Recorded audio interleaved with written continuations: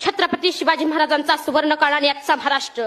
महाराष्ट्र म्हणजे काय? महाराष्ट्र म्हणजे जिजा उंच्या गळ्यातील माळ म्हणजे महाराष्ट्र. सईचं कुकवानं भरलेलं कपाळ म्हणजे महाराष्ट्र. जगत गुरु तुकोबरायांच्या भजनातील टाळ म्हणजे महाराष्ट्र. कायम आठवणीतला आभाळ म्हणजे महाराष्ट्र. कर्तृत्वाच्या सरीनं हिरवागार झालेला रानमाळ म्हणजे महाराष्ट्र. आणि तुमचा आमचा प्राण म्हणजे महाराष्ट्र. आणि तुमचा आमचा प्राण म्हणजे महाराष्ट्र. खरं तर आज महाराष्ट्राची काय परिस्थिती आहे? सगळे टायरवाले केरळचे, बांधकामवाले युपीचे, गवंडवाले बिहारचे, सुतारवाले राजस्थानचे, हॉटेल सगळी दक्षिणातांकडे. साहेब, ही पोरं इथं काम करतात, या महाराष्ट्रात येऊन काम करतात, याचं मला मुळीच वाईट वाटत नाही. पण आमच्या महाराष्ट्रातली पोरं कॉलेजच्या कट्ट्यावर बसायचं, पिचकाऱ्या मारायच्या, नाहीतर कुठल्या तरी भाईच्या मागे जाय की म्हणून फिरायचं. याच्या पलीकडे काय करतात का नाहीत? अहो, त्यांना सांगा, आपण या महाराष्ट्राच्या मातीमध्ये जन्माला आलोय. या महाराष्ट्राच्या मातीचा इतिहास कुठल्या ऐऱ्या घेरानं किंवा लुंग्या सुंग्यानं लिहिल्या नाही. या महाराष्ट्राच्या मातीचा इतिहास लिहिलाय शायरांच्या डाफांनी, घोड्याच्या टापांनी, ढगाच्या गडगडाटानं, डोंगराच्या हिरव्या पिवळ्या शालीनं, सह्याद्रीच्या नालीनं.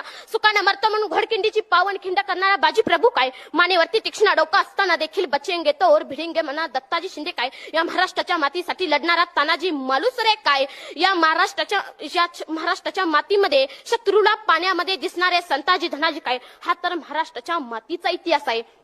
तुमच्या तरुण पिढ्यांना तुम्ही समजावून सांगा. आपण असं नानाबरा आणि तुकोबरायांनी सगळ्या महाराष्ट्राला सांगितलं चालायचं कसं, बोलायचं कसं, वागायचं कसं. पण आजच्या जन्माला आलेल्या पोराला सांगावं लागतं की बाबा रे, या महाराष्ट्राच्या मातीसाठी या शिवरायांनी आपला प्राण अर्पण केलाय. आता तुला जीव द्यायची गरज नाही. या मावळ्यांनी या मातीसाठी आपला रक्ताचा अभिषेक घातलाय. तुला आता रक्त सांडायची गरज नाही. पण या मावळ्यांनी जे बलिदान दिले, ती बलिदानाची जाणीव आपल्याला ठेवायला पाहिजे. आणि बलिदानाची जाणीव ठेवण्याचे मार्ग कोणते? छत्रपती शिवाजी महाराजांनी संभाजी महाराजांना डोक्यावरती घेऊन मिरवणं असं मला वाटत नाही. तर या महापुरुषांना डोक्यावरती घेऊन मिरवण्याआधी त्यांना हृदयात मिरवावे लागेल. आज इथं किती आई बाप आहेत ज्यांनी आपल्या पोरांना सांगितलं घाबरायचं नाही, लढायचं. शिवाजीराजे बघ, संभाजीराजे बघ, आयुष्यात कितीतरी संकटे आली, पण पहाडासारखा पोलादी पुरुष आयुष्यात येणाऱ्या संकटापुढे आपली छाती काढून उभा राहिला. किती आईवडिलांनी आपल्या मुलांना संभाजी महाराजांचा इतिहास सांगितला. किती आईवडिलांनी आपल्या मुलांना छत्रपती शाहू महाराजांचा इतिहास सांगितला. जगात असा एकमेव राजा होऊन गेला की ज्याच्या दरबारात एकही नृत्यांगना नाचलेली नाही.